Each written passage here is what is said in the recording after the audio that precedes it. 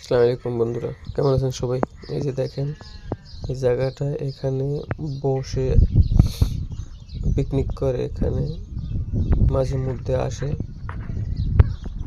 এখানে এই যে ছাগল অনেকগুলো, এখানে মুরগি আছে, ছাগল আছে, উট আছে। 4-5টা মুরগি মরে গেছে, মারা গেছে, ফেলে দিলাম। এই যে একটা উট অসুস্থ, এটার ওই দিন বেড়া দিয়ে দিয়েছিলাম, ওটার জন্য খাওয়ান দিতেছে। আমরা চলে যাইতেছি।